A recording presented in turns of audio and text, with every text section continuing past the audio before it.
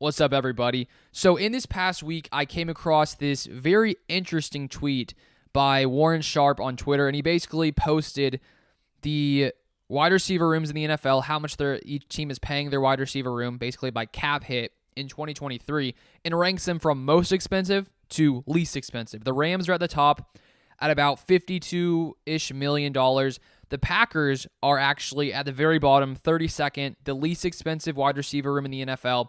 The Packers right now, on their cap, the receivers only count as $5.5 million total, which is pretty wild. I assumed it was somewhat low, but seeing that, I was sort of like, wow, that's pretty crazy.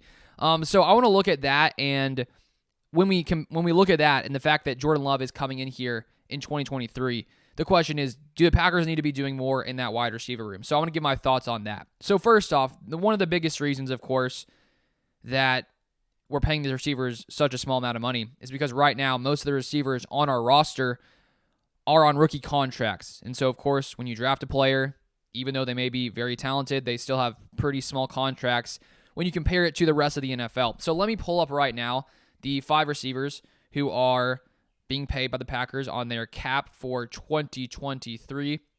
So here you can see it.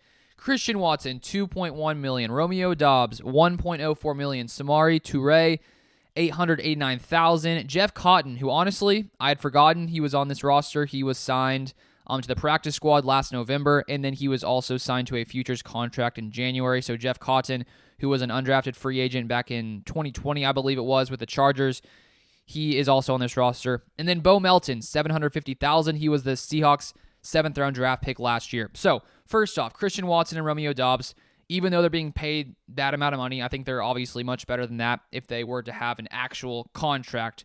For example, I honestly think Watson and Doubs will be better, more talented, and produce more in their entire career than a guy like Allen Lazard, who, even though I still think Doubs and Watson are even more talented. And Lazard got the 4-year, $44 million contract by the Jets this offseason. So because Christian Watson and Romeo Doubs, even though they're very talented, and I think they're going to take massive steps forward this next season, they're on rookie contracts. So that's one reason the Packers have such a cheap wide receiver room. But still, regardless, I think there's some work that needs to be done here. And I think that we are still very, very early in this offseason, only April 7th, the day I'm filming this. The draft is in, 20 or so days. And I would be shocked if the Packers didn't leave that draft with at least, 2 more wide receiver weapons. Hopefully a guy early, maybe first, maybe second round. And then that guy will also be a pretty, small cap hit considering he's going to be a rookie as well.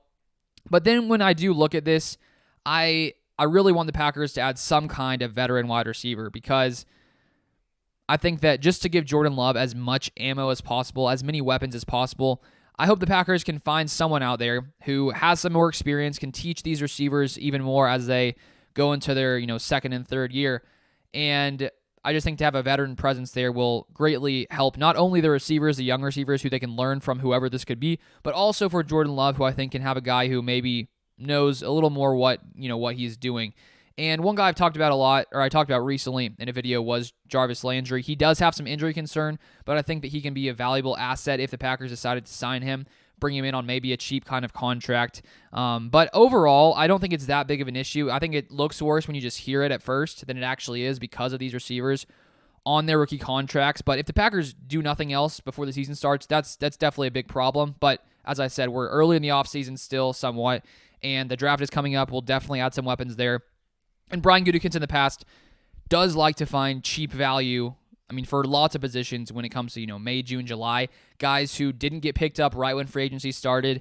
I feel like we're sort of starting to enter that point, which, lots of the main free agents are already signed, and now they're just guys who maybe aren't as wanted by teams around the NFL for whatever price they're wanting. And as the offseason goes by, those guys' value when it comes to money will probably go down as they try to find some kind of contract.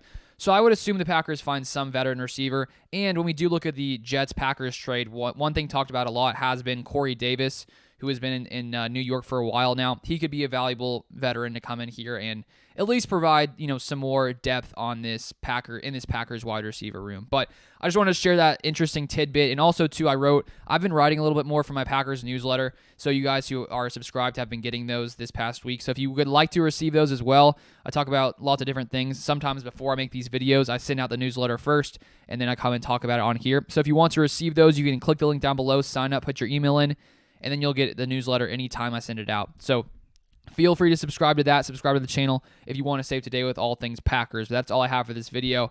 Thank you so much for watching, and I'll see you guys next time.